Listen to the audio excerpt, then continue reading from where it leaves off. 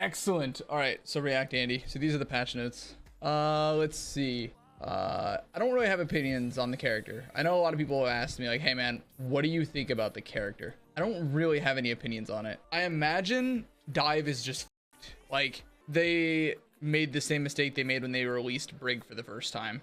I don't see a world where Dive can like reach any target if you play Lifeweaver with Brig. It just seems like a scenario where Dive is just completely gone. Accessibility, you can have custom colors for armor, health, shields, and all that crap. That's pretty cool. That's useful, especially for colorblind folks. Top 500 leaderboard eligibility. Players will now be required to win 25 games before being eligible to enter the top 500 leaderboard. This should help ensure the leaderboards have the best players in each region. That's like nothing. Like, obviously 25 wins in a row. Now that's something, right? But over the span of however long a season is, 25 wins is really not a whole lot. I really do think the top 500 leaderboards should be using a percentage base of games of like the active players or something. I don't know. I just don't think I should see somebody with like 1,200 games played next to somebody with 25 played and they're all wins, or 50 played. It just feels a little odd. But competitive points, people just get more points. So in other words, there's too many heroes. They want to help people get their golden weapons. This is ugly. Diamond Open Challenger. Diamond Roll Challenger. I think they should get rid of the word roll and replace it with the roll. Diamond DPS Challenger. Diamond Support Challenger. Diamond Tank Challenger.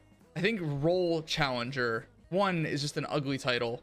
And two, it still doesn't really tell you what the player earned their rank title from. That could be fixed a little bit more. Competitive match rank. The initial loading screen that shows all participants will now show an icon at the top of the screen representing the average skill tier and division for all players in the match. This is okay. This is for the question for the folks that go, hey, what rank is this match?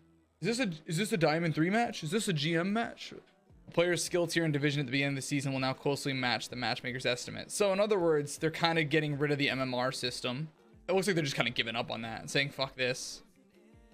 Which is good. I really don't think you needed an MMR system behind the rank system. I mean, these are good changes. Like, despite all the negative shit I've said, like, there's good changes here. Reinhardt, armor health reduced by 50. I hate the terminology here. Armor health. I hate that terminology, but okay. Reinhardt was fucking bitches, so they had to drop him. Got it. So Sigma's one-shot capability, where he just rock two-tapped you, and you had no counterplay. They're getting rid of that. Now you just have to rock left click melee, and they gave you additional time to pull off the melee. Cass lost the 25 health. Makes sense. He didn't need it with the combat roll having a 50% reduction and with High Noon having a damage reduction. Grenade was reduced from 131 to 120. That makes sense. I don't know who decided 131 in the first place. Sombra EMP can now disable Blizzard. This is interesting.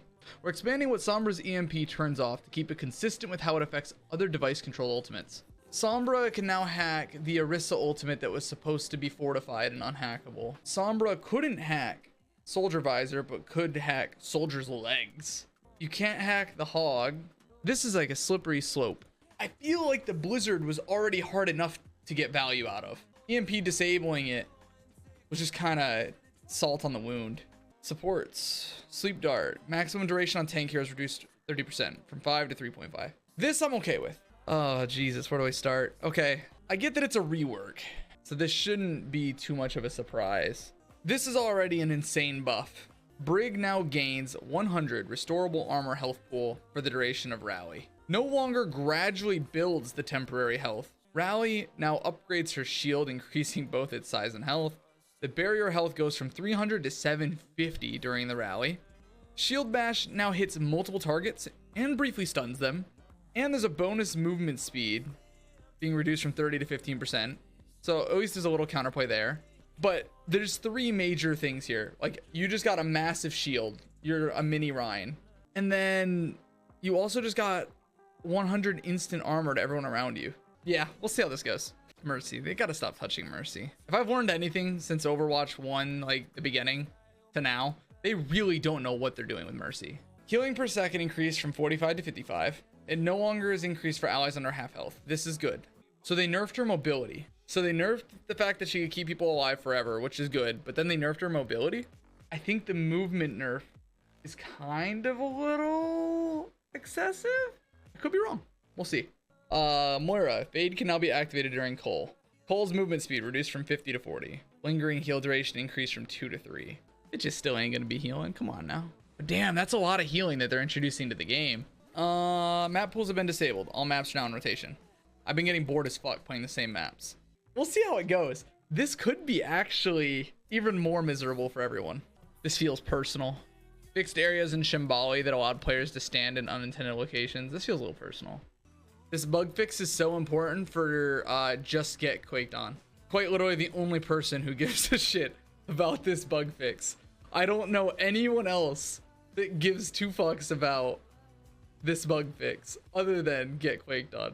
This one actually was Nad's doing. FireX fixed invisible entities within Kiriko's ultimate being pingable for a brief duration. This is actually, I think FireX is doing as well.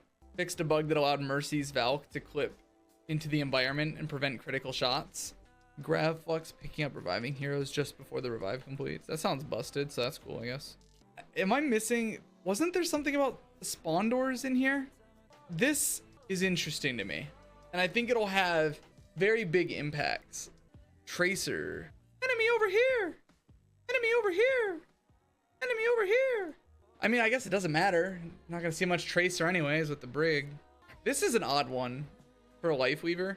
On death, drop a gift that heals the first enemy or ally. This has really big consequences. I don't think people are talking about this, and it should be. Essentially what I'm getting at is that they get the kill on Lifeweaver. The flower drops. Genji gets a heal so he can continue. Or somebody else gets a heal. Now he can't get the other kill. Like, I could see this actually nerfing Genji harder. If he gets the pick on the Lifeweaver, whoever else he tries to kill may, you know, get the heal, and then he can't get the next pick. I know people bitch that you have to switch weapons to do damage as opposed to healing. I'm okay with this. I can do without another support that's constantly shooting at me. Overall, I think a lot of steps in the right direction, but I also think there's steps in the wrong direction. For example, EMP can now be canceled. Like, Brig ult can cancel EMP. Whereas before, we didn't have anything to stop EMP, really. Unless you had like a God Doomfist or Javelin or Rock. You really couldn't stop the EMP. But now you technically can. Yeah, we'll just see. I'm just glad they're making changes. That's my reaction. I don't know if that's what you guys were looking for. I'm not too crazy in any direction.